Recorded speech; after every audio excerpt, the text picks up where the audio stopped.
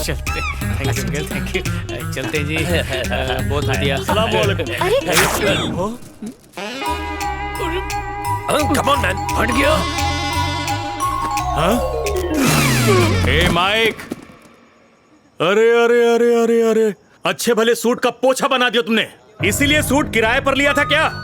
1000 का सूट मैंने 800 रुपए किराए पर दिया।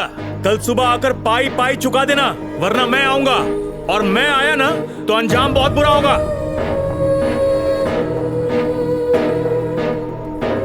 शादी मुबारक हो। ओए माइक, हाथ तक आए। अरे रोक। ओए क्या बोला था तूने कि शादी में सब लोग मेरी तरफ ही देख रहे होंगे?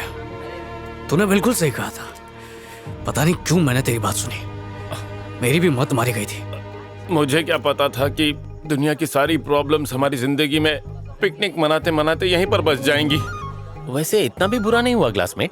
बुरा नहीं, अनर्थ हुआ। चल। तुमने खुद उस लड़के को चुना था, उसका नतीजा देख लिया।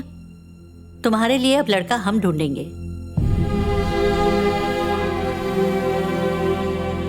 बिना उससे मिले ही मैं समझ गई थी कि वो तेरी जिंदगी से खेल रहा है।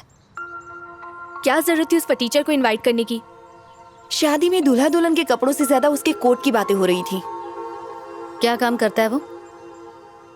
वो किसी प्रोजेक्ट के लिए काम करता है। कहाँ पर? कौन सा प्रोजेक्ट? मुझे नहीं पता।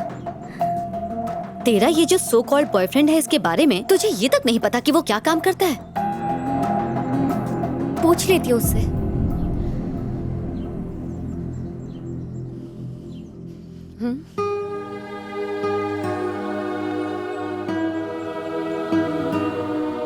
तुम्हारी ही तरह बिना किसी की परवाह किए एक लड़की किसी से बेइंतहा प्यार करने लग जाती है। वो सारी दुनिया भुलाकर उसके साथ जीने मरने का वादा कर लेती है। फिर दोनों की शादी हो जाती है। वो दोनों काफी खुश थे, सब ठीक था। फिर 2 साल बाद उनके घर एक बेटी हुई। खुशियां दुगनी हो गई और ये सिलसिला यूं ही चलता रहा। फिर एक दिन अचानक उस लड़की को ये पता चलता है कि जिस पर उसे यकीन था वो धोखेबाज है।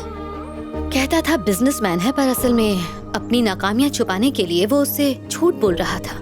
सवाल पूछने पर उसने कोई जवाब नहीं दिया और उनके बीच झगड़ा हो गया। उनके झगड़े बढ़ते गए और साथ में दूरियां भी, इतनी कि वो एक दूसरे की शक्ल तक नहीं देखना चाहते थे। एक दिन दोनों ने तय किया कि अब उन्हें एक दूसरे की जरूरत नहीं है और इसलिए उन्होंने डिवोर्स ले लिया। लेकिन उन्होंने अपनी बेटी से नहीं पूछा कि वो क्या चाहती है, जो सिर्फ 12 साल की थी, जिसे उनकी जरूरत थी। उसकी दुनिया उजड़ चुकी थी।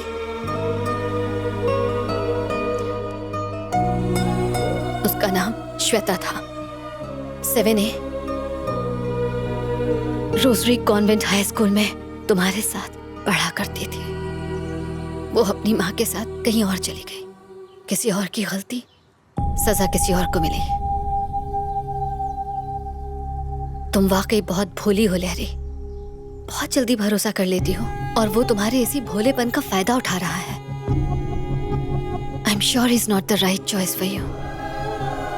मुझे गलत मत समझना लहरी। बाद में तकलीफ झेलने से अच्छा है कि समय रहते अभी से संभल जाओ।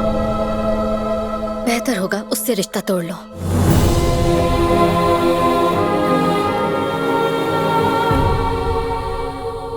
मैंने तो कहा था गाड़ी में मत जाओ बैंकॉक। रास्ते में 5 बार टायर पंचर हो चुका है। उनकी गाड़ी की स्टेपनी का फोन आया था, भाई इन्हें समझाओ, हम थक गई हैं। हमेशा थोड़ी रहेगा। एक्सक्यूज मी, आपको कुछ काम है?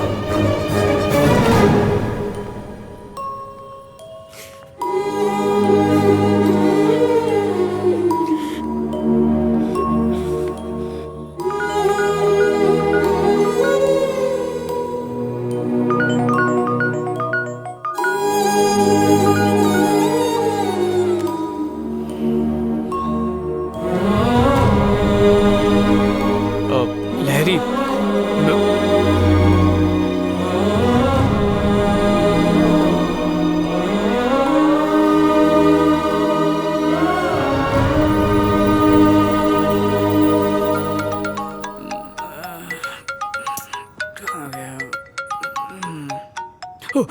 हाँ सर जी, 4:30 तक पहुंच जाऊंगा सर। विजय, स्मॉल चेंज है।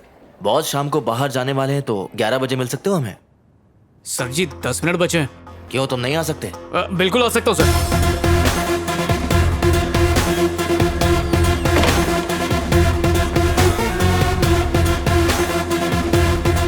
मेरे बेटे ने कल ही ये फोन खरीदा है। वैसे थोड़ा महंगा है, लेकिन जब बेटा सक्सेसफुल हो तो ये मामूली बात है। अगर विजय को सक्सेसफुल बनाना है तो उस पर जरा जोर डाला करो।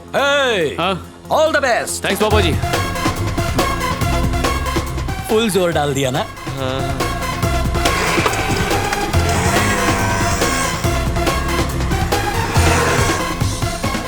मैंने आपको विजय के बारे में बताया था ना, ये वही है ना? हेलो सर जी। हेलो। उस दिन प्रेजेंटेशन आधे में ही रह गई थी तो आज। रहने दो, उसकी जरूरत नहीं है। It's alright. सर जी मेरे प्रोजेक्ट पर पैसा लगाने के लिए आप जो मेहनत कर रहे हैं उसकी। विजय 1 सेकंड, हमने तुम्हें आज यहाँ स्पॉन्सरशिप के लिए नहीं बुलाया है। हमारे बॉस ने तुम्हें एक मौका दिया था पर तुम फेल हो गए, इसलिए तुम एक काम करो, इसके पेटेंट राइट्स के साथ अपना प्रोजेक्ट तुम हमें दे दो। अगर आइडिया सक्सेसफुल हुआ तो हम थोड़ा प्रॉफिट तुम्हें भी दे देंगे। तुम रेडी हो तो सर से बात कर सकते हैं।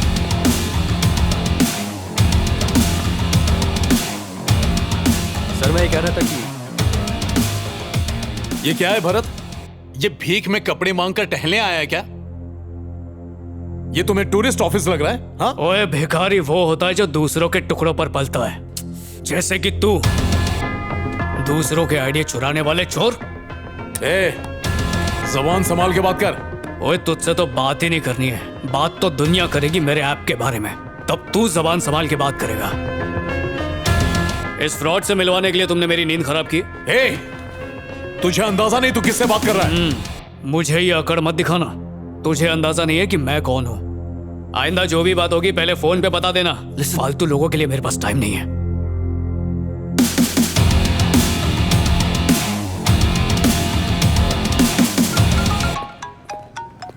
हेलो जी। मैं तुमसे मिलना चाहती हूँ। ठीक है कल मिलते हैं। नहीं अभी।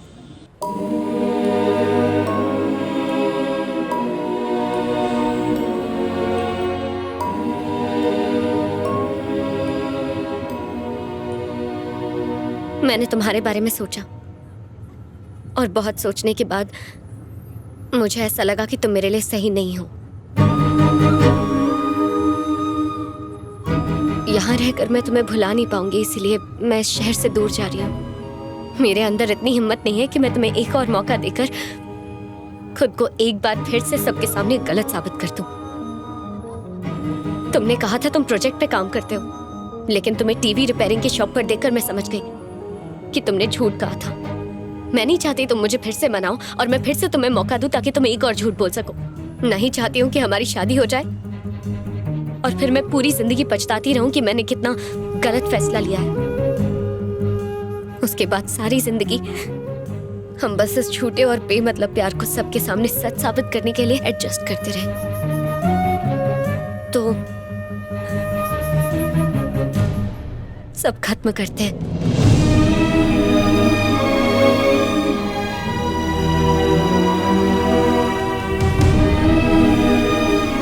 Let's make this relationship healthy. तुम चाहो तो हम दोस्त बनकर रह सकते हैं। तुम्हें और भी कुछ बोलना है या अभी भी कुछ बाकी है? हेल्दी रिलेशन को हेल्दी बनाने के लिए किसी जिम की जरूरत नहीं पड़ती है, उसके लिए भरोसा ही काफी है। बिना भरोसे के प्यार ज्यादा दिन नहीं टिकता, वो रास्ते में ही दम तोड़ देता है। पापा जी बोलते रहे शराब छोड़ दे, पर मैं नहीं छोड़ पाया। उस दिन तुमने गुस्से में बस एक बार कहा तो मैंने उसी दिन उसी पल से शराब छोड़ दी। प्यार एक तरह का स्टिकर है जो चिपक तो सकता है, लेकिन अगर तुम उसे निकालने की कोशिश करो तो वो उस जगह से निकल तो जाता है पर फिर कहीं नहीं चिपकता, निशान छोड़ जाता है हमेशा हमेशा के लिए। उस दिन तुमने सर्विस सेंटर में सबके सामने मेरा कॉलर पकड़कर मुझसे इस बारे में पूछा होता तो इतना बुरा नहीं लगता जितना इस बात का लग रहा है कि तुमने बिना मुझसे पूछे एक तरफा फैसला ले लिया, बिना सच जाने। ये जॉब बस खर्चा निकालने के लिए कर रहा हूँ, पर मेरा सपना वो ऐप है जो लोगों की जान बचाएगा और ये मैं साबित कर सकता हूँ। पर बात सिर्फ कमाई की नहीं है, क्योंकि बाद में तुम मेरी बाइक को मुद्दा बनाओगी, बोलोगी शादी के बाद हम बच्चों के साथ इस पे कैसे बैठेंगे। फिर मैं पड़ोस से 2 बच्चे लाके अपने और तुम्हारी गोद में बिठाऊंगा और आराम से पूरा शहर घुमाऊंगा। मैं खुद को हर बार साबित कर सकता हूं, पर करूंगा नहीं, क्योंकि मैं थक गया हूं। काम काज के सिलसिले से इम्तिहान तो देने ही पड़ते हैं। सोचा था शायद प्यार में तो थोड़ा सुकून मिल जाएगा, पर यहाँ भी वही हाल है, हर बात में सौदेबाजी। सच्चा प्यार वो होता है जब हम एक दूसरे पे आंख बंद करके भरोसा करते हैं। अगर तुम लड़कियों को प्यार साबित करने के लिए ताजमहल भी बना दे और तुम्हारा मूड मुंह फुलाने का हो, तो कहोगी कि तुमने क्या किया, ये तो मजदूरों ने बनाया। बहुत हो गया, अब बर्दाश्त नहीं होता। जिस तरह लड़कियों को डर होता है कि वो जिंदगी भर घर गृहस्थी कैसे चलाएंगी, उसी तरह लड़कों को भी डर रहता है कि वो अपने प्यार का यकीन कैसे दिलाते रहेंगे। मजलूम बनना आसान है, पर साथ निभाने की हिम्मत रखना मुश्किल है। मैं जा रही हूँ। मेरे दिल से तो कब से जा चुकी हो।